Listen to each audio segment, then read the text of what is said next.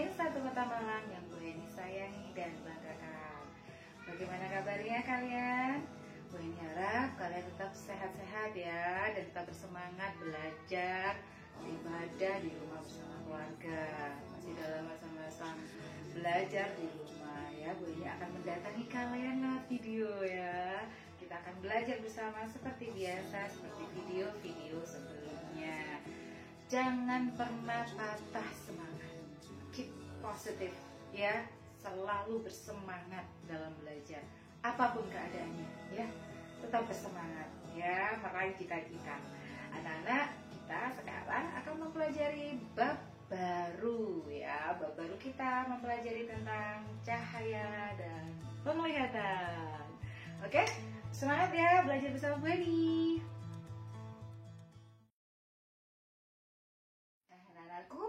Seperti biasa, sebelum kita memulai materi, demi keberkahan ilmu kita dunia dan akhirat, mari kita awali dengan membaca basmalah bersama-sama. Bismillahirrahmanirrahim. Anak-anak, tahukah kalian bahwa mata kita bisa melihat benda-benda di sekitar kita karena dibantu oleh cahaya, dibantu oleh cahaya. Nah, anak-anak, seperti yang Bu Heni paparkan di samping ini, coba dilihatnya. Cahaya di sekitar kita itu sebenarnya berasal dari benda-benda yang menghasilkan cahaya, atau bisa juga disebut sebagai sumber cahaya. Diingat-ingat ya, benda-benda yang dapat menghasilkan cahaya disebut sebagai sumber cahaya. Ya, sumber cahaya di sekitar kita, misalnya saja ada sinar matahari, ada cahaya lampu, ada juga api ya, itu semua benda-benda yang dapat menghasilkan cahaya dan disebut sebagai sumber cahaya. Oke? Nah, anak-anak, cahaya ternyata ya, cahaya itu dibedakan menjadi dua. Cahaya dibedakan menjadi dua, yaitu cahaya yang tampak dan cahaya tidak tampak. Cahaya yang tampak adalah cahaya yang dapat ditangkap oleh mata kita. Cahaya yang dapat ditangkap oleh mata kita. Misalnya saja, Bu Heni memberikan contoh cahaya yang merah ya, warnanya merah, kuning, ungu, itu adalah cahaya-cahaya yang dapat ditangkap oleh mata kita. Dan cahaya yang tidak tampak yaitu cahaya yang tidak dapat ditangkap oleh mata kita. Misalnya saja sinar UV, sinar ultraviolet dari matahari. Mata kita tidak kuat untuk melihatnya ya, karena seperti yang pernah kalian baca, jika mata kita digunakan untuk melihat sinar UV atau sinar ultraviolet matahari secara langsung, bisa menyebabkan kebutaan. Nauzubillah min dzalik ya. Kita harus merawat mata kita, anak-anak, berharga sekali. Nah, selain sinar ultraviolet matahari, cahaya tidak tampak itu juga dapat berupa sinar inframerah. Sinar inframerah itu seperti apa ya, Bu Hen? Sinar inframerah itu dapat kita ambil contoh, misalnya HP jadul punyanya bunda atau ayah kita. Coba, di situ ada sinar infrarednya ya, infrared untuk mengirim data. Pada zaman dahulu sebelum ada Bluetooth ya, atau kalau sekarang share it ya.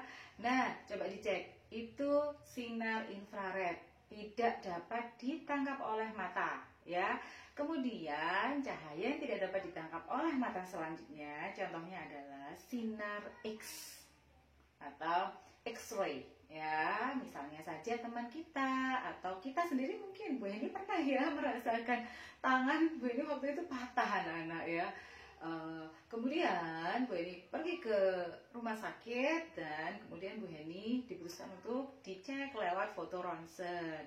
Dan apa yang terjadi? Bu Heni masuk suatu ruangan yang khusus untuk foto ronsen. Sepertinya memang tidak kerasa, tapi sinarnya bisa membaca atau menembus bagian daging, kulit daging, dan kemudian sampai tulang, bisa mengetahui ya kira-kira di tulang ini, tulang kita ini ada keretakan atau tidak. Nah, itu namanya sinar X-ray ya. Begitu anak-anak. Nah, anak-anakku, bab selanjutnya atau part selanjutnya, bagian selanjutnya yang akan kita pelajari adalah sifat-sifat cahaya. Sifat-sifat cahaya ada kurang lebih 5 sifat cahaya. Nah, anak-anak, kita akan mempelajari satu demi satu dengan sabar. Semoga diberikan kemudahan ya. Sifat cahaya yang pertama ialah, coba dicek. Cek. Iya, sifat cahaya pertama ialah cahaya dapat merambat lurus. Cahaya dapat merambat lurus. Berkas cahaya, anak-anak ya, berkas cahaya itu merambat lurus. Contohnya saja cahaya matahari. Cahaya matahari yang menembus jendela kita kalau pagi kita lihat ya, gitu ya. Pagi hari kalian buka jendela, maka sinar matahari itu atau berkas cahaya matahari itu akan tampak merambat lurus ke jendela, masuk ke jendela kalian ya. Kemudian yang kedua, cahaya yang merambat lurus lagi, misalnya contohnya adalah, siapa yang suka nonton sepak bola? Iya, pasti di pinggir stadion itu ada lampu sorot yang besar itu ya. Nah, itu kalau sudah dinyalakan, blap, blap, blap. Wah, stadion terang benderang dan pertandingan siap dimulai. Itu kalau kalian cek cahaya di pinggir-pinggir stadion dari lampu sorotnya, itu termasuk cahaya yang merambat lurus. Oke. Kemudian ada contoh selanjutnya ialah berkas cahaya yang berasal dari proyektor film yang dipancarkan ke arah layar atau LCD lah ya. Kalau kalian bingung proyektor film apa, kita lihat LCD kita di kelas ya.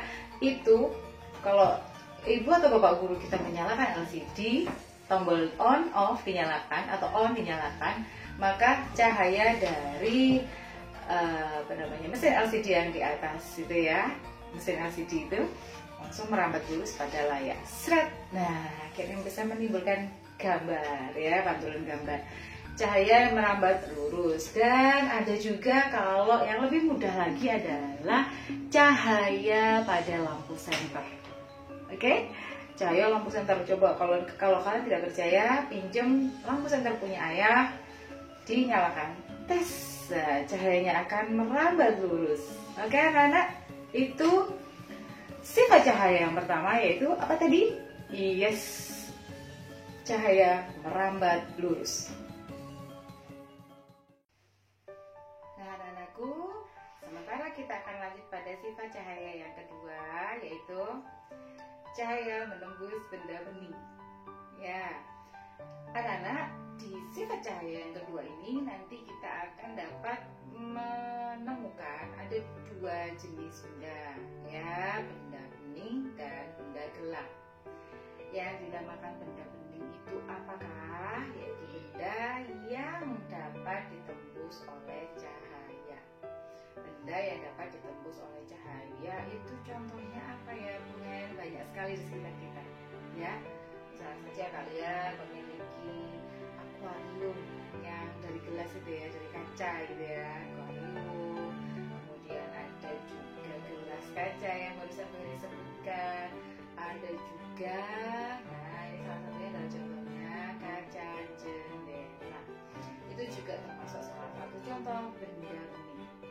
Nah, kemudian kenapa disebut benda bening? Misalnya kita dapat melihat ikan yang sedang berenang di akuarium, kemudian ada tumbuh-tumbuhan air yang sedang bergerak-gerak mengikuti arus air di akuarium itu ya.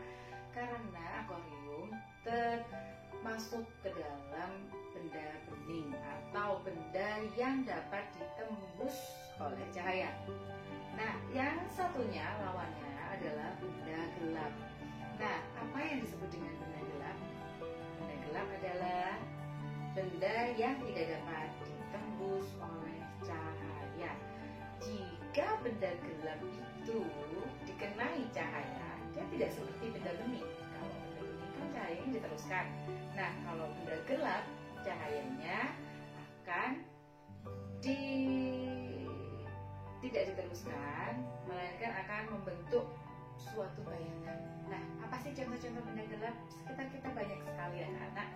Nah, misalnya saja papan tulis, atau juga bisa juga kita sebutkan contohnya adalah buku di sekitar kita ya, buku, papan tulis, itu termasuk cermin. Cermin juga termasuk benda gelap, gitu ya.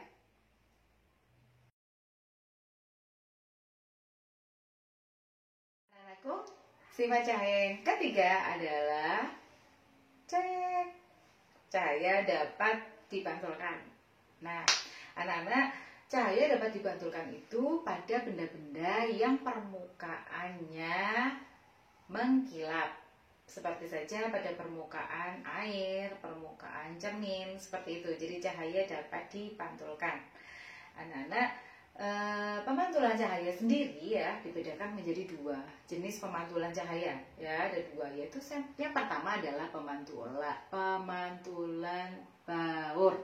Dan yang kedua adalah pemantulan teratur. Jadi baur dan teratur. Kita cek dulu pemantulan baur. Pemantulan baur jika cahaya mengenai benda yang memiliki permukaan yang kasar dan bergelombang. Ingat-ingat, cahaya mengenai permukaan benda yang kasar dan bergelombang. Akibatnya, sudut sinar datang tidak sama dengan sudut sinar pantulnya. Karena bagaimana mau sama permukaannya tadi kasar dan bergelombang. Nah, sehingga bayangan benda yang dihasilkan itu tidak serupa, tidak sama dengan benda aslinya. Kita bisa melihat contoh pemantulan baur misalnya saja pada permukaan air yang bergelombang. Misalnya terkena angin yang kencang, jadi airnya bergelombang. Kemudian atau saat kita pulang sekolah sedang terik-teriknya, panas-panasnya, dari jauh kita bisa melihat yang namanya permukaan aspal itu seperti ada airnya, gelombang-gelombang kecil air, padahal tidak ada ya. Itu bisa dimasukkan pada pemantulan, contoh pemantulan baur, karena cahaya mengenai permukaan benda yang bergelombang atau permukaan benda yang kasar. Oke? Nah, selanjutnya adalah jenis pemantulan yang kedua adalah pemantulan teratur. Apakah itu pemantulan teratur? Ya, pemantulan teratur ini cahaya mengenai benda yang memiliki permukaan rata. Permukaannya rata dan juga mengkilap. Jadi beda ya sangat dengan pemantulan yang baur tadi. Permukaan bendanya rata dan mengkilap. Nah, hal ini mengakibatkan sudut sinar datang sama dengan sudut sinar pantul. Oke? Misalnya kita dapat melihat contoh pemantulan yang teratur itu pada cermin. Ya, cermin di rumah kita. Itu pemantulan termasuk salah satu contoh pemantulan teratur.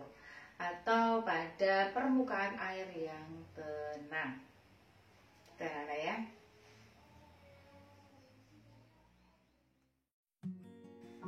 Nah, kita masih mempelajari sifat yang ketiga.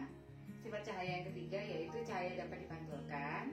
Sekarang kita akan bergeser pada pemantulan pada cermin. Ya, cermin. Pemantulan pada cermin dibedakan menjadi tiga, yaitu pemantulan yang terjadi pada cermin datar, pemantulan yang terjadi pada cermin cembung, dan pemantulan yang terjadi pada cermin cembung. Ya, apakah itu kelihatannya serius sekali gitu ya? Tidak perlu khawatir, anak-anak, kita akan mempelajari satu demi satu ya. Keep calm. Nah, anak, kita akan bergeser pada pemantulan yang terjadi pada cermin datar. Oke? Nah, pada cermin datar kita dapat menjumpai contoh cermin datar pada kehidupan sehari-hari dengan mudah. Misalnya saja, kaca rias. Wah, ini hampir tiap hari kita ketemu dengan kaca rias ya, tentunya untuk mengecek penampilan kita. Sudah rapikah? Bagaimana rambut kita dan lain sebagainya ya. kaca rias termasuk cermin datar. Kemudian yang kedua contohnya adalah permukaan air yang tenang. Kemudian kaca jendela. Nah, itu semua adalah contoh, tiga yang boleh disebutkan tadi adalah contoh dari cermin datar. Nah, ternyata cermin datar ini memiliki sifat bayangan. Oke, sifat bayangan yang dihasilkan oleh cermin datar adalah maya. Maya atau tidak nyata ya. Maya, kemudian tegak, dan sama besar. Penjelasannya adalah maya karena bayangannya tegak dan semu, yaitu maya. Bayangannya tegak, kemudian semu, kemudian kenapa disebut maya atau tidak nyata? Karena bagian sebelah kanan bayangan merupakan bagian kiri dari benda yang sebenarnya. Kalau kalian tidak percaya, coba dicek di kaca rias kalian. Bagian kirimu ya pada benda akan menjadi bagian kanan pada bayangan yang tampak di kaca riasmu. Ya, coba dicek. Jadi itu makanya disebut maya, tidak nyata ya, atau semu. Kemudian sifat yang kedua tadi adalah tegak ya. Bayangan yang dihasilkan oleh cermin datar itu bersifat tegak karena saat kalian berdiri pada cermin datar, misalnya saja besarnya, tingginya benda itu sama. Besar dan tinggi benda itu sama dengan bayangan yang dihasilkan ya. Kemudian dia memiliki sifat sama besar. Jadi jarak benda dengan cermin sama dengan jarak benda ke cermin ya, sama atau sama besar ya. Ulang, sifat dari cermin datar yang perlu diingat ialah maya, tegak, sama besar. Maya, tegak, sama besar. Nah, kita geser ke cermin cekung. Nah, kalau cermin cekung ini dapat kita ambil contohnya, example ya, sampelnya contohnya misalnya pada cekungannya sendok ya, bagian cekungannya sendok yang kita pakai untuk up ya. Cekungan sendok ini masuk pada cermin cekung. Kemudian ada lagi bagian dalam dari center. Bagian dalam dari center itu juga termasuk cermin cekung. Ada lagi misalnya pada bagian dalam lampu mobil. Coba cek ke bagian dalam lampu mobilnya ayah ya, itu termasuk cermin cekung, bagian dalamnya ya, bagian dalamnya seperti ada cerminnya kan ya. Nah, sifat bayangan dari cermin cekung adalah maya, terbalik, dan diperbesar. Maya, terbalik, diperbesar. Kalau kalian ingin melihat buktinya, coba lihat pada tiga benda yang boleh disebutkan tadi. Sifat bayangannya maya atau semu. Kemudian saat kalian melaksana pada cermin cekung tadi, bayangan yang ditimbulkan akan terbalik dan akan diperbesar, lebih besar dari benda aslinya. Soalnya gue ini bisa jadi gitu ya.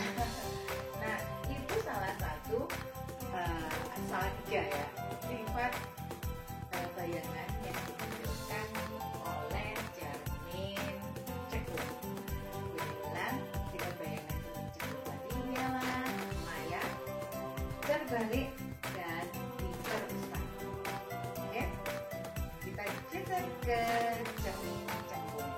Nah, di cermin cembung ini kita dapat mengambil contoh bendanya. Contoh benda yang termasuk ke dalam cermin cembung adalah bagian cembung sendok ya, bagian cembungnya sendok ya. Kalau tadi bagian ininya, sekarang bagian ini ya, bagian luarnya ya, bagian cembungnya sendok. Nah, itu termasuk ke dalam cermin cekung. Cermin cembung, mohon maaf. Bagian cembung sendok. Kemudian kaca spion mobil. Nah, itu juga termasuk ke dalam cermin cembung. Kemudian ada lagi kaca yang ada di tikungan jalan. Waktu Bu Eni kecil, Bu Eni melihat ada kaca di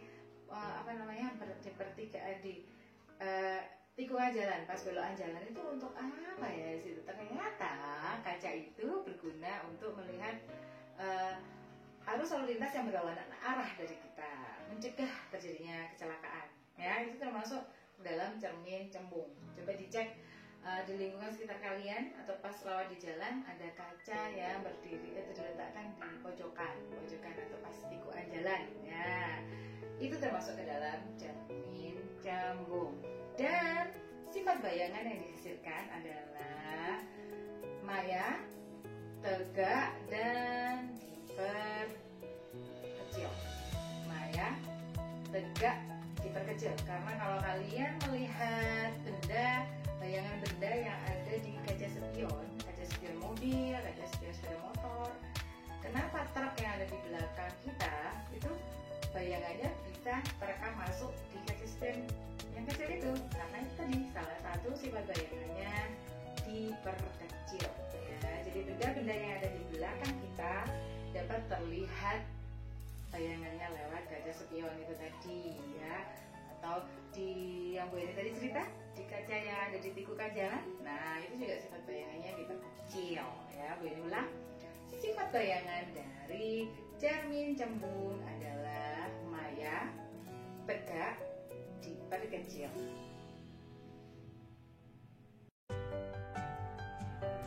Nah, anak-anakku, sementara sifat cahaya yang keempat adalah cahaya dapat dibiaskan.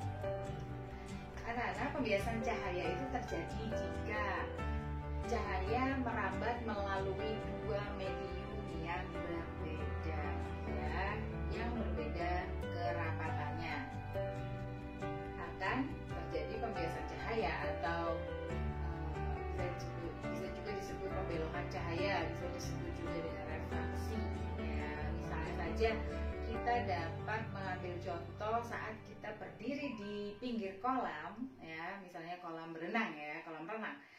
Saat kita melihat ke bawah, ya, melihat ke kolam renang itu, maka kolam terlihat lebih dangkal. Karena yaitu tadi, cahaya merambat melalui dua medium yang berbeda kerapatannya. Kita melihat dari udara dan menembus ke medium air. Jadi terlihatnya kolamnya lebih dangkal, padahal belum tentu kolamnya dangkal, ya, bisa jadi lebih dalam. Atau saat kita melakukan percobaan, coba deh bisa dimasukkan sendok ataupun pensil ke dalam gelas yang berisi air, maka seolah-olah atau kelihatan nampak sendok atau pensil tersebut terlihat patah di bagian tengahnya, ya, antara udara dan airnya. Coba bisa dicek di samping ini gambarnya, ya, cek. Nah, itu anak-anak, itu adalah sifat cahaya yang keempat, yaitu cahaya dapat dibiaskan. Cahaya merambat melalui dua medium yang berbeda kerapatannya. Nah, sehingga dapat menyebabkan pembiasan cahaya atau pembelokan cahaya. Gitu, ya. Nah, anak-anakku, sampailah kita pada sifat cahaya yang kelima. Alhamdulillah, ya, kita sudah sampai pelajaran. Kali ini kita mempelajari beberapa sifat cahaya, dan sifat cahaya yang kelima adalah cara cahaya dapat diuraikan. Nah, cahaya yang dapat diuraikan ini asalnya atau berasal dari cahaya putih. Nah, cahaya putih itu seperti apa, ya? Cahaya putih itu seperti cahaya matahari, atau yang paling dekat dengan kita, cahaya dari senter, ya. Nah, cahaya putih tadi dilewatkan oleh benda-benda tertentu akan mengalami yang namanya penguraian warna, ya. Nah, benda-bendanya saja, misalnya yang dapat menguraikan cahaya putih tadi dapat kita ambil contoh, misalnya adalah prisma kaca. Tahu nih contohnya? Nah, cek prisma kaca, kemudian juga ada titik-titik, ada juga titik-titik air ya, titik-titik air. Adakah yang pernah melakukan percobaan membuat pelangi menggunakan titik-titik air disemprotkan lewat selang air saat udara panas ya, maka titik-titik air dari selang itu tadi yang disemprotkan lambat-lambat tadi ya akan diuraikan cahayanya menjadi cahaya merah, jingga, kemudian kuning, hijau, ada juga biru, nila, dan ungu atau biasa kita sebut dengan mechikuhibiniu. Nah, cahaya mechikuhibiniu itu tadi dapat kita sebut juga dengan spektrum warna ya anak-anak. Jadi dapat kita ambil contoh bahwa salah satu contoh sifat cahaya dapat diuraikan adalah peristiwa terbentuknya pelangi.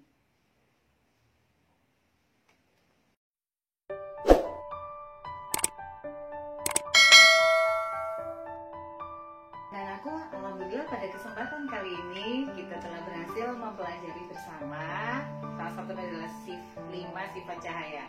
Ya, sebelum kita mengakhiri pembelajaran kita pada kesempatan kali ini, marilah kita mengingat kembali apa sih 5 sifat cahaya yang sudah kita pelajari tadi. Yang pertama adalah cahaya dapat merabat lurus. Kemudian cahaya dapat menembus benda bening. Kemudian yang ketiga adalah cahaya dapat dipantulkan. Yang keempat, cahaya dapat diuraikan. Dan yang kelima, cahaya dapat dibiaskan. Anak-anak, alhamdulillah kita ucapkan pada Allah karena kita telah dapat mempelajarinya dengan baik. Bu ini ulangi, jika ada kesulitan, kalian jangan malu untuk bertanya. Ya, baru Bu ini ya. Bisa lewat WA, bisa melalui juga telepon. Ya, kalian boleh bertanya pada Bu ini pada bagian mana yang terasa sulit. Anak-anak, tetap jaga kesehatan, jaga jarak, sering-sering cuci tangan, dan jangan lupa pakai masker saat kalian bepergian. Bu ini doakan kalian senantiasa sehat dan tetap bersemangat belajar beribadah dari rumah bersama keluarga tercinta. Terima kasih. Alhamdulillahirobbilalamin. Wassalamualaikum warahmatullahi wabarakatuh. Keep safe, keep healthy.